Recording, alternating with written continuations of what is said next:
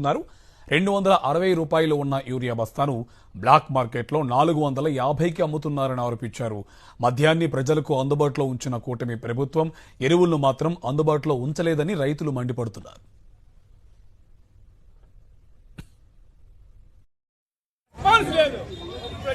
ఉదయం 6 గంటలకు వస్తే 2 ఎకరాలు 3 ఎకరాలు వచ్చి ఒక బస్తా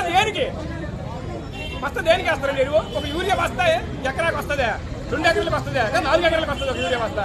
అదే ఇక్కడ 266 రూపాయలు అవుతుంది యూరియా బస్తా, బ్లాక్ మార్కెట్ లో 467 రూపాయలకి అయినా దొరకట్లేదు. మనకు ఒక వ్యవసాయ శాఖ మినిస్టర్ ఇక్కడ శ్రీకాకుళంలో.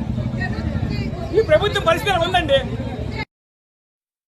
కానీ ఇంత టార్చర్ అండి రైతుడికి. ఆ వచ్చేటప్పుడు అది వర్షం వస్తుందో తెలియదు, పంట వస్తుందో తెలియదు. రైతుడు ఏ విషయంగా పోయినా పర్లేదు, కుర్చీలో బాగానే కూర్చోంటారు.